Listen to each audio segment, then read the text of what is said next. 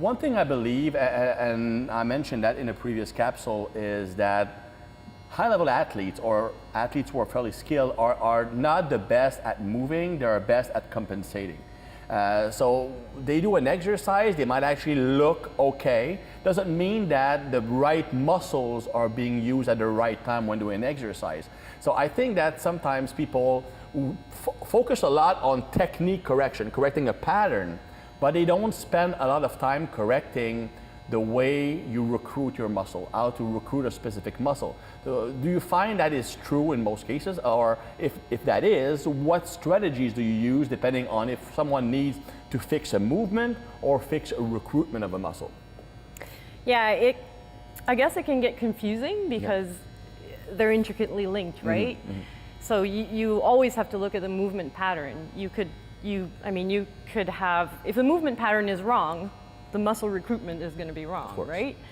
But you could have the right movement pattern and have bad muscle recruitment when you load the pattern, right? And it's like you were saying, master compensators, and the body is built that way. The body has systems different systems that work differently, but that can produce the same outcome. The outcome will look the same, but internally it's not the most efficient. So how do you work, how do you target muscle recruitment versus movement pattern? Look at the movement pattern first, and the movement pattern is easy to correct. You can use the movement pattern to correct the movement pattern. So basically, you put your body in the right position so that to improve your capacity to recruit the right muscles. Yes, and then you use cues, and you can use the actual movement pattern to establish it. But you don't want to. What tends to happen is people load the movement pattern too quickly, and then they think that they're going to automatically recruit the right muscles, right?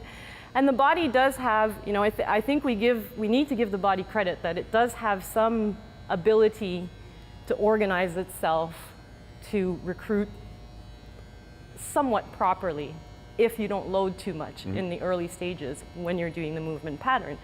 But otherwise, if really the recruitment is not optimal, you really need to break down what you need for the muscle recruitment. So you need to break down what individual muscles are involved, and from there build a progression. So you're not going to be using the movement pattern or loading the movement pattern to correct muscle recruitment until the later stages. Would that be, for example, when you mentioned the use of like low threshold work, like slower, more controlled, lighter weights, to be able to contract the right muscles? You can put the mind in the right place. A little bit of both. Like you would use, obviously you'd go from simple to complex, and then you'd go from slow to fast, and you'd go from low load to high load, right? And then you can break that down like really as far back as you need to. So if you're talking hip hinge and you need to start with hip extension and they really need to get connected to hip extension, then you may use something really simple. What's simplest? Isolated hip extension. So even for athletes who are mostly training for performance, isolation exercise do have their place if they're used properly. For sure. I think, and I'm really glad you say that, because I think that in the world of high performance sport, everybody wants to deadlift, everybody wants to clean, snatch, push press, sprints, jump. And for some reason, isolation exercises have a bad name. Like, not necessarily machines, but like if you do isolation work, then you're doing bodybuilding. It's not high performance. It's not functional training. Exactly. That's what happened with the functional training, right? That's what happened with functional training is people started to think, okay, it has to look like movement, so it's got to be multi-planar, it's got to be multi-joint. If I'm isolating, it's not functional because I don't do that in everyday, and that became all the rage, and then we kind of lost control of that. And unfortunately, to be functional means that being functional is using the right tool to get to your end result, right? So if your end result is a complex movement, at some point you're going to have to simplify it down to the basics and rebuild it to have the most efficient complex even movement. Paul Chek, who I'm not necessarily the biggest fan of, I mean, he's still like the first functional training guru, and he said, isolate, then integrate. So even if that functional guru said that, then why have we lost that perspective along the way?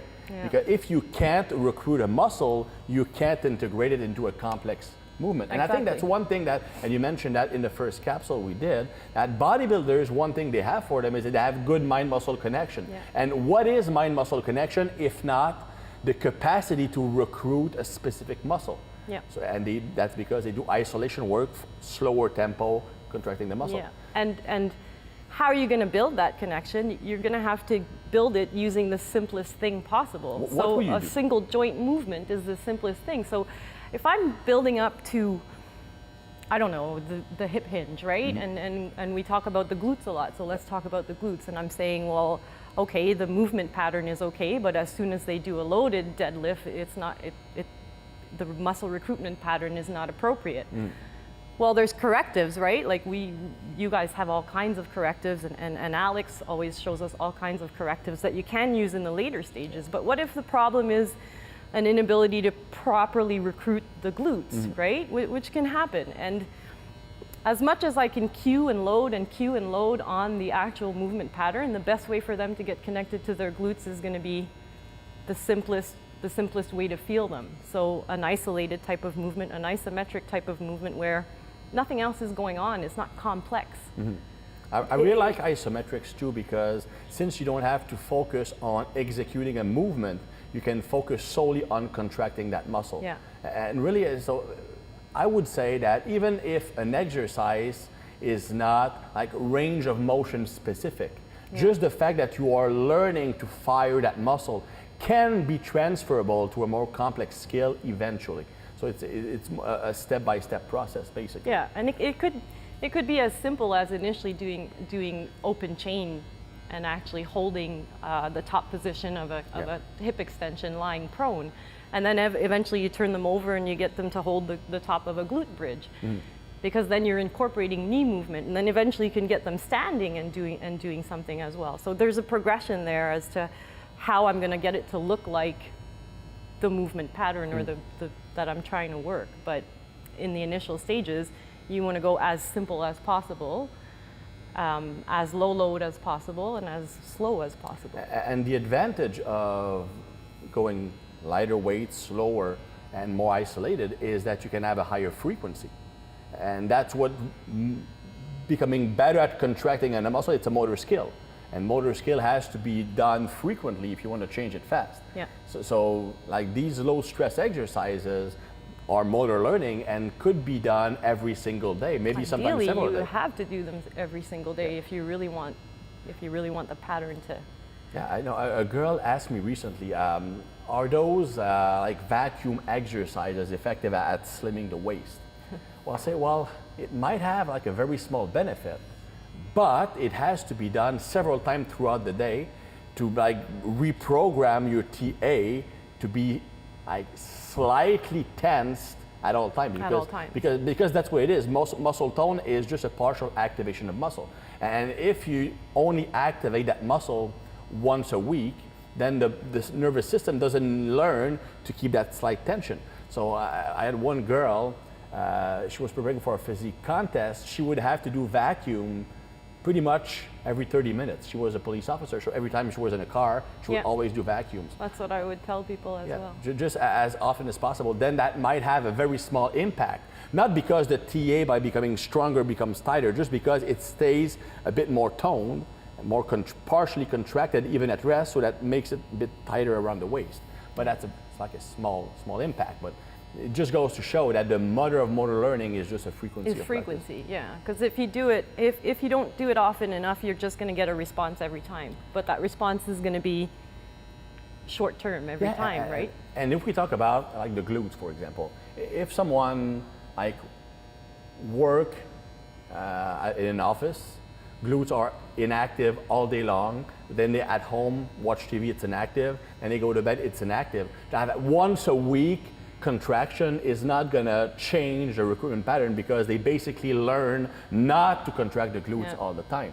Yeah. So, and I think that, and for guys like you who work mostly in rehab, that might be the most frustrating thing, because when you give people corrective exercises and they do it once a week, twice a week, and then they complain they don't get results. I mean, it's a full-time job. You have to insist, from a rehab perspective, you have to insist on homework. Yeah. So you're like a teacher. Like you need, give them a you journal. need to do your homework. You need to do it every day. You need to write it down. I have a client who sends me his calendar every month, and everywhere there's green, it means he did his rehab exercises. And today he sent me his calendar, and he's all green for all of July. There So you he's go. going to get an adaptation, Yeah. right? Whereas if you're only hitting your rehab stuff when you have time, then every time you do it, you're going to get a bit of a response, but it'll be gone Yeah, it's not later long-lasting. that day, right? Especially since like when we talked, Alex and I, we mentioned intensity, frequency, and volume.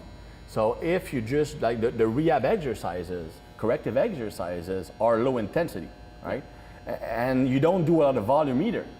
So you have to have the frequency, otherwise you don't create a training effect. You're not going to create a training effect, yeah. You're So not going to get adaptation. No, it's going to make you feel good about yourself for doing like that work on that day, but it's not going to have a long-lasting thing. Yeah, it's Very the same cool, principles as training, right?